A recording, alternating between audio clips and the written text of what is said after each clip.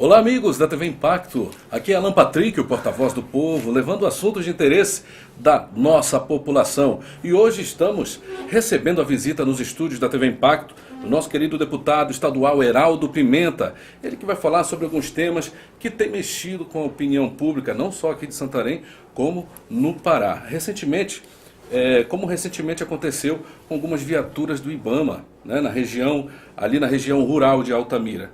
Mas, em primeiro lugar, eu gostaria de dar as boas-vindas para você. Seja muito bem-vindo à TV Impacto. Muito obrigado, amigo Alan Patrick. Quero mandar um abraço a todos os amigos aí que estão aí ligados nesse canal YouTube aqui, que é na TV Impacto, né, um sucesso, né, de visualizações, de interação com toda a juventude, com todo aí o amigo telespectador que está aí visualizando aí as suas entrevistas. Quero parabenizá-lo aí pelo excelente trabalho, que com certeza com as boas informações que se tem já desse trabalho que vocês estão desenvolvendo aqui no Impacto, né, na TV Impacto.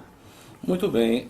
Deputado, recentemente aconteceu, na verdade, na madrugada, de quinta para sexta-feira, algumas viaturas do IBAMA sofreram um atentado, um incêndio que aconteceu, que hoje pela manhã nós recebemos as fotos só das ferragens praticamente dessas viaturas. Aconteceu lá na comunidade de Cachoeira da Serra, área rural de Altamira, né, proximidade de Castelo dos Sonhos, né? Do sonho. Eu queria saber qual a sua opinião sobre esse acontecido. Qual a sua visão sobre isso? Olha, só para você ter ideia, a gente se situar, caro amigo Alan Patrick. Sim. Cachoeira da Serra, praticamente perto de Castelo dos Sonhos, né? Que é ainda, olha só, que é município de Altamira, já fazendo fronteira com o Mato Grosso, somando a extensão territorial dos maiores municípios do mundo, que somam mais de 150 mil quilômetros quadrados, que é Altamira. Observa a extensão, que é o nosso enorme Pará, gigantesco, e da batalha que é dos pioneiros que vieram há tantos anos. Falo isso porque estou inserido nesse contexto, cheguei aqui desde 73, tenho quase 50 anos de Transamazônica, pode dizer assim, de muita luta. E a gente sofrimento, observa, não só luta como sofrimento, né? E a gente acompanha a luta desses batalhadores, desses heróis, desses guerreiros, que muitos tombaram. Eu te falo assim, por exemplo, meu pai, que era um pioneiro, tombou, né, na época, muita febre amarela, muita malária, muita hepatite nessa época. Muitos voltaram para o sonho de vamos integrar para não entregar. Terra sem homens para homens sem terra. E foram todo mundo, esse pessoal para cá, com sonhos e perspectivas de uma vida melhor, e realmente vieram, inclusive, com a obrigatoriedade de desmatar 50% desses lotes, senão perdiam a doação do governo, né? E no início incentivaram e depois deixaram à mercê esse povo batalhador. Muitos voltaram, mas muitos ficaram. Os que tombaram e pereceram, que muitos pioneiros, estão aqui ainda com famílias e criaram, na realidade, um Pará à parte. Por isso a nossa luta, o nosso sonho aí, eu diria, pela soma, que eles chamam lá, são separatistas, eles chamam adhesionistas. Nós queremos fazer uma grande adesão no Pará, né? Somar mais a um Estado. E a gente vê essas polêmicas que tem aqui. Exemplo, quando que um governo federal, em seus gabinetes refrigerados e com suas decisões aí de gabinete por ofício, sabem da verdadeira realidade que é essa região. Uma região que já começa, todos nós sabemos, está engessada. Uma região que tanto a próprio IBAMA reclamam com relação ao desmatamento, mas nós continuamos com a nossa Amazônia intacta em mais de 80% de sua mata no total. Então, só para você ter ideia, hoje nós estamos ainda dentro da legislação atual. Evidentemente, algumas um pouco mais alteradas, outras não, mas se você pegar como um todo, chega praticamente isso. E sendo aqui, onde houve, na realidade, uma colonização natural, né, que se chama o polígono de desapropriação, que vem de Marabá, que vem de Tucuruí a Itaituba, né, e juntamente com essa região da 163, realmente vieram para cá o pessoal do Nordeste, do Sul, para povoar essa região, para que pudéssemos trabalhar. E o que a gente observa hoje? O que a gente observa hoje é a opressão, a perseguição, e o que eu já falei, inclusive, na tribuna. vocês verem lá no meu site, inclusive, eu fiz um discurso duro com relação a essas ações do IBAMA, onde eles queimam patrimônio público, inclusive vindo de encontro, né, ao artigo 5º da Constituição Federal, que é preservar o patrimônio privado, ou seja, é inconstitucional o que eles estão fazendo. E isso, na realidade, toda ação tem uma reação que foi eu diria, esse episódio lamentável que houve uma queima aí de caminhonetes do IBAMA. Agora, o que nós precisamos saber, veja só, está sendo apurado Patrick, também, né? e que seja apurado, quem me diz e quem me garante, olha, quem está falando aqui é o deputado Heraldo Pimenta, que não seja próprias ONGs fazendo isso para criar um fato para que possa, digamos assim, travar mais essa região. Já ouvi falar, inclusive, que lá de Brasília já mandaram paralisar todas as atividades. Foi uma determinação. Então, uma determinação. Então, isso faz com que trave. Uma determinação da presidência do IBAMA, inclusive. Para você, olha, veja só. Não querem que o Pará desenvolva.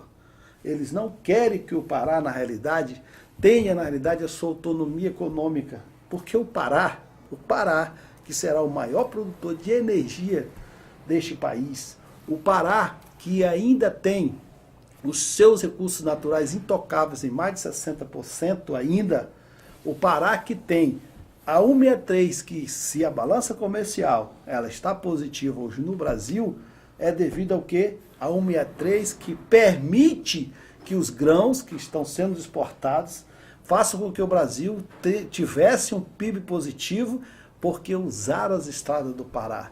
Colocaram os grãos nos nossos rios, que é o Tapajós, que vai ao Amazonas, do Amazonas para o Atlântico, fazendo assim a logística perfeita para que eles possam aí vender o grão muito mais barato, inclusive concorrendo com o mundo.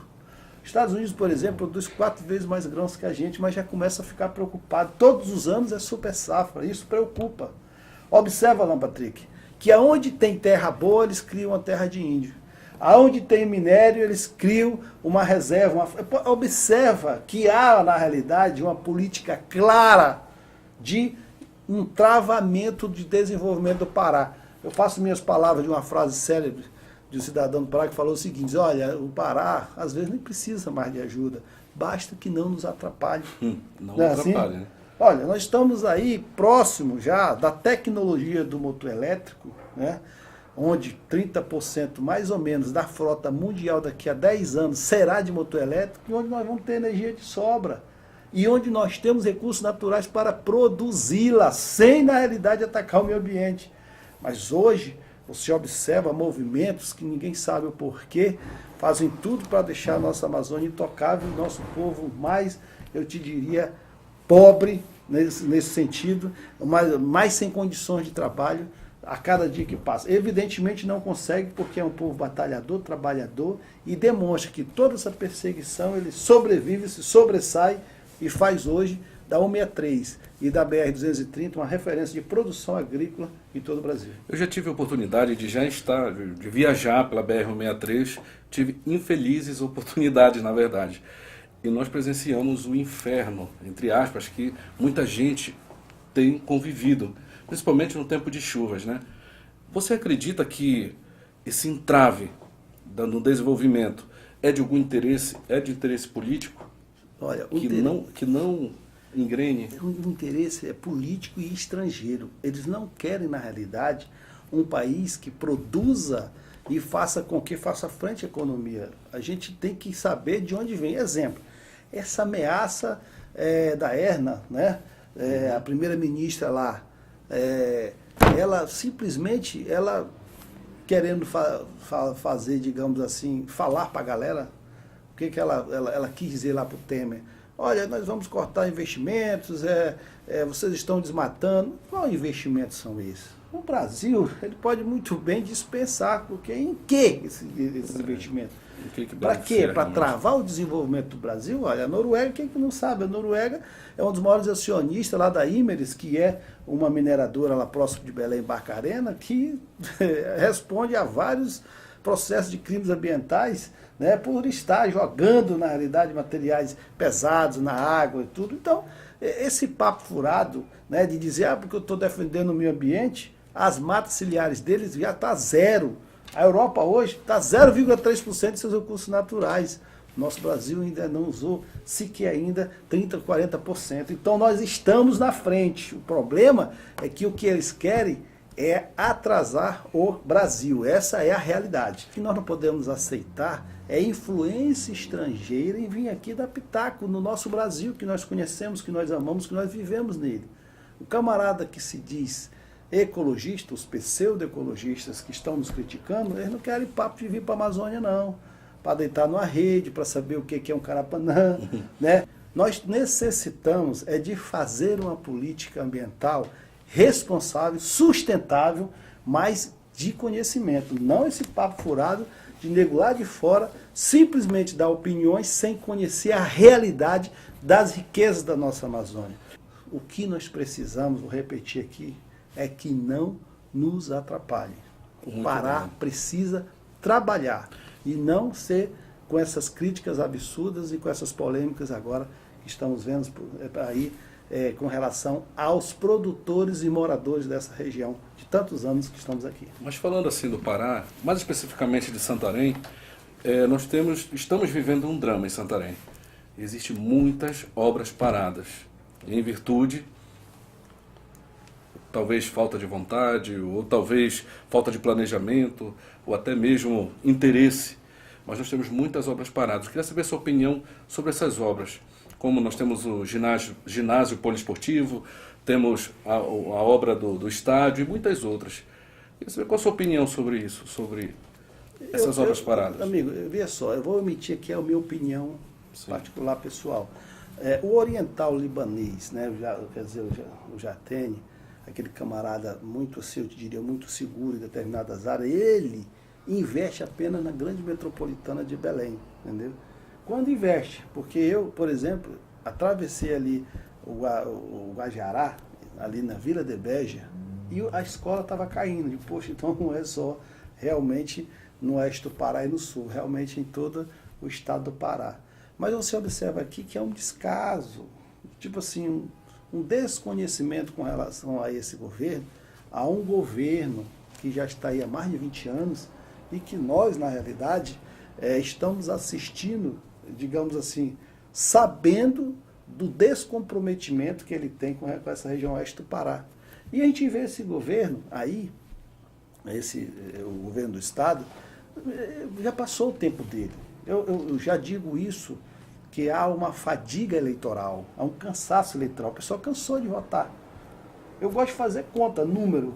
Eu vou rapidinho fazer para vocês entenderem. Olha, Almir Gabriel, PSDB, foi 4 anos, se reelegeu, fez 8. Ele elegeu o sucessor dele, que foi o Jatene, fez 12.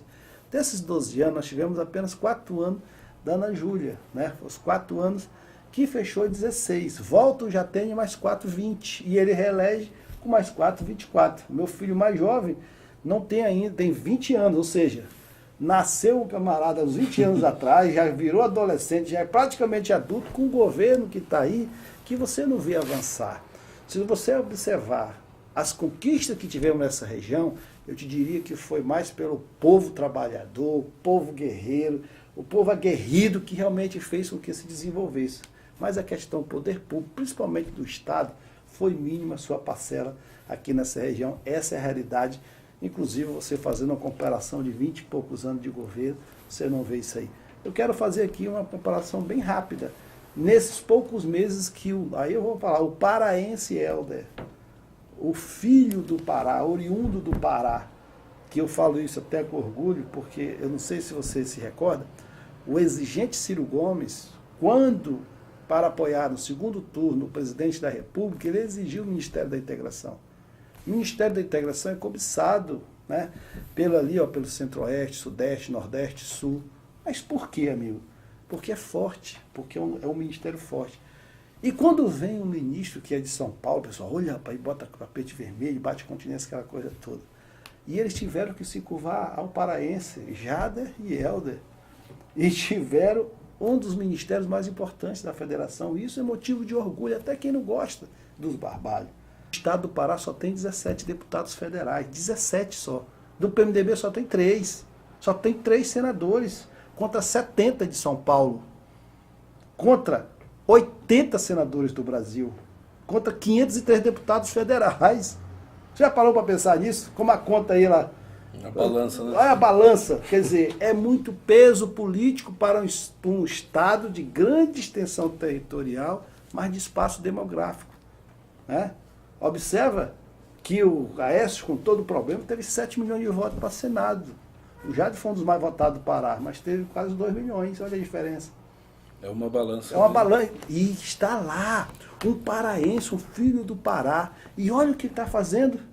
Só essa obra que ele colocou praticamente já faz frente a várias obras do governo do estado que está abandonado, está praticamente paralisado e que não tem nenhuma condição, eu te diria, de continuar, porque esse governo que aí está já percebeu que acabou o tempo dele. E se eu conheço o Jatene, ele é meritocrático, né? Ele é um tecnocrata que vai fazer tudo para fechar as contas, se organizar e tal, e sair na boa, não quer ruído, e para ele já acabou o mandato. Agora, para nós paraenses, é que esse ano parece que está demorando a entrar alguém com a ousadia de querer inovar e fazer algo pelo estado do Pará.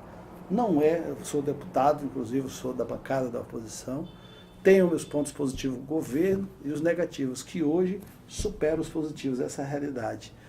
E eu diria que essa estagnação, esse paradeiro que o Estado está tendo, é justamente pela falta da vontade de um governo que não quer mais saber nem papo com o governo, com o Estado do Pará, e principalmente, Patrick, com a nossa região. Então a gente está aguardando que haja aí essa solução aí nessas próximas eleições. Não sabemos o que vai dar, só sabemos que é esquerda, direita e uma eleição incerta aí, né? Mas que nós poderemos aí ter um novo governo em condições de governar, pelo menos com coração, com vontade de querer fazer um Pará melhor, um Pará dos nossos sonhos. Nós queremos agradecer imensamente sua presença aqui na TV Impacto. Saiba que o senhor sempre é muito bem-vindo aqui conosco. Eu que quero agradecer a toda a equipe aqui, amigo Alan Patrick, amigo Almeida, amigo Jefferson, enfim, a toda a equipe aqui do Impacto, que faz inclusive um dos jornais mais lidos do oeste do Pará, né, polêmico, sério e verdadeiro, né? E quando incomoda é porque realmente há uma equipe competente por trás dele. Então quero aqui parabenizar esse canal, que é um sucesso. Lá em Belém o pessoal assiste muito, viu? E toda essa região, Transamazônica e toda essa região.